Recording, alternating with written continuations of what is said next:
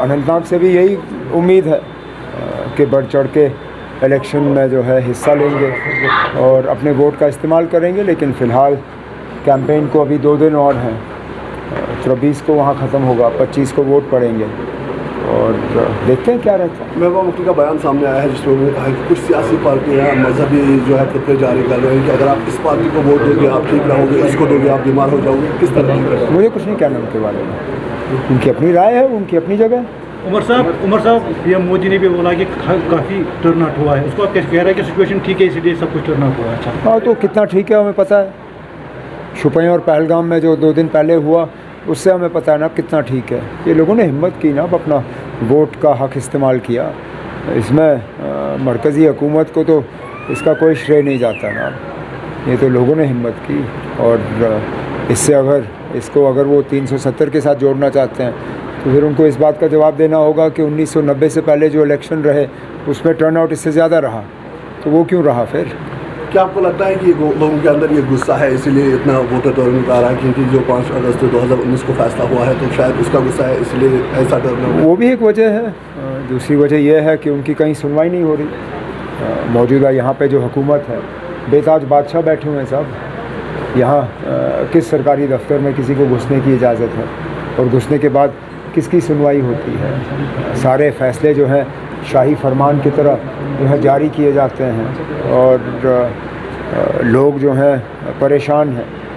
तो मुख्तलिफ़ वजूहात हैं, लेकिन अच्छी बात यह है कि जमहूरियत में एक ही तरीका है अपनी आवाज़ बुलंद करने का और वो है वोट, और लोगों ने अपना वोट इस्तेमाल किया। उमर साहब, कल एक पॉलिटिकल पार्टी के लीडर ने एसएचओ को थप्पड़ मारा, उसमें FIR भी हो गया। आप उसका नाम लेने से क्यों डरते हो ना? पीपल्स कॉन्फ्रेंस का लीडर था इमरान अंसारी, उसका नाम है।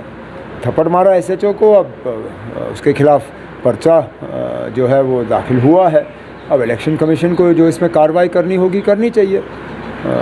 इसमें कोई बड़ा कोई छोटा नहीं।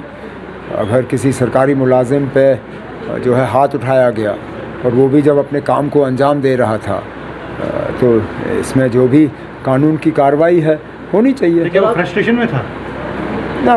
मैं अब उनके लिए क्या जवाब दे सकता हूँ? ये तो जवाब सिर्फ अंसारी साहब दे सकते हैं। उनका मूड ठीक था, ख़राब था, किस तरह का मूड था, वो मैं क्या कह सकता हूँ। मतलब देश के गृह मंत्री ने कहा कि जो टर्नआउट हुआ है उसको देखकर अब वो आगे विधानसभा चुनाव में अपने उम्मीदवार उतारेंगे। तो अभी तक उनको क्या उम्मीद थी कि लोग बाहर आके वोट नहीं डालेंगे?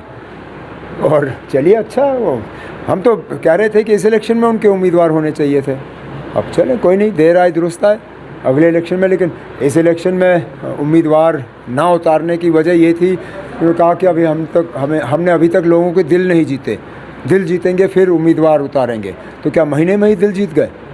और अगर दिल जीत गए तो चलिए, अच्छा। गुलाम नबी आज़ाद का कहना है कि यहाँ पे कुछ पार्टीज़ है, पॉलिटिकल पार्टीज़ थी जो चाहती थी कि कम ही वोटर टर्नआउट हो ताकि उनको फ़ायदा हो। किस तरह देख रहे हैं? मैं अब क्या कह सकता हूँ, आज़ाद साहब ही बेहतर जानते हैं कि शायद उनकी अपनी पार्टी की तरफ इशारा होगा। उनको यही लग रहा होगा कि उनके 1-2 घरों से वोट निकलने चाहिए थे ताकि उनका उम्मीदवार, जिसको उन्होंने पैसे भी खजल किया, ये पहली बार मैंने देखा है कि किसी तंजीम ने अपना उम्मीदवार मैदान में उतारने के बाद अपने उम्मीदवार को खड़ा खजल करके किसी दूसरे उम्मीदवार की मदद का ऐलान किया।